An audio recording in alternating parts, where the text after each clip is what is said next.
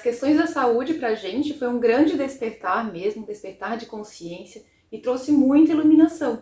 E infelizmente foi pela falta da saúde que a gente descobriu isso, né, Celso? E aí é um dos grandes pontos, né? Em geral, as pessoas acabam encontrando ou buscando esse crescimento emocional, esse crescimento espiritual, essa iluminação, buscam, né, encontrar isso, quando tem algumas questões que estão erradas dentro da vida, que às vezes pode refletir numa doença, e a grande maioria das pessoas é assim, né? São raros os casos onde as pessoas acabam buscando de forma voluntária numa vida que está andando ali num caminho, mesmo que em direção a algo ruim, mas como esse algo ruim não chega de uma hora para outra, ele demora um certo tempo, quando acontece parece que foi de uma hora para outra, mas não é bem assim.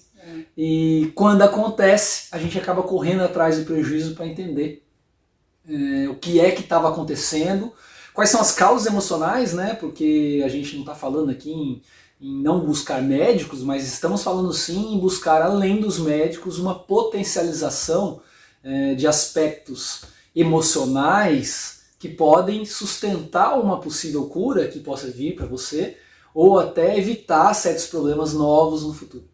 Né? Trabalhar causas emocionais de problemas que já estão refletindo em aspectos físicos e como isso reflete na família. Sim, até porque a ciência já comprovou mais de 90% das doenças são causadas por questões emocionais, né? Elas vão gerando dentro do nosso corpo substâncias químicas que vão gerando essas doenças posteriormente, né? Então é importante dizer isso aqui, porque é realmente dessa forma que a gente despertou para tudo isso que a gente tem falado aqui nos nossos podcasts, né? E para vocês entenderem o impacto que dá, são inúmeros os casos, aposto que você que está assistindo também conhece, se não for o seu caso, de pessoas que tiveram uma grande mudança de vida, tiveram um grande ajuste em função de questões familiares, que seja uma doença, e doença, quando a gente fala doença, a gente tem vários níveis de doença, às vezes a gente pode falar de doenças muito pesadas, ou doenças que para alguns são pesadas, que fizeram ter um ajuste familiar necessário, mas que não são tão pesadas comparadas com outras. Vai variar muito.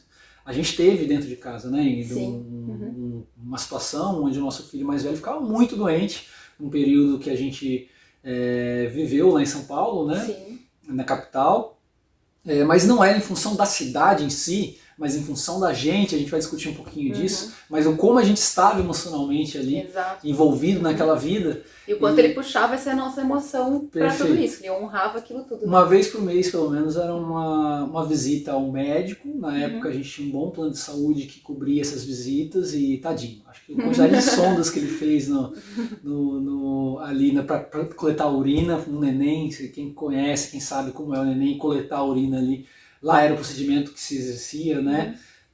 Então era muito até chegar a um ponto onde ele teve uma internação.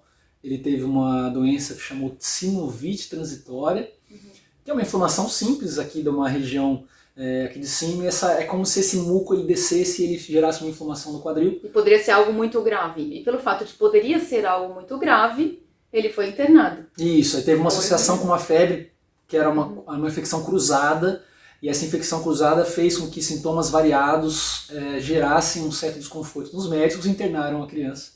Ele passou por uma situação lá de necessidade de fazer alguns exames, necessidade de fazer uma tomografia sem precisar, uma ressonância na verdade, né? Com febre, né? Que era um risco muito grande. Isso, e a gente ficou num dilema muito grande, a gente ficou numa situação, foi a primeira vez que eu me vi dizendo não pro meu trabalho, avisando, olha, eu não consigo me concentrar, eu preciso me concentrar aqui em casa. E aí passou-se toda essa história, a gente tem muita coisa, essa história ela pode ser contada de várias formas, a gente não vai se alongar muito nela, mas o que eu posso dizer hoje para vocês, para a gente poder aproveitar melhor nosso tempo, é que hoje essa criança está muito bem, hoje ele está aí com 8 anos, quase não fica doente mais.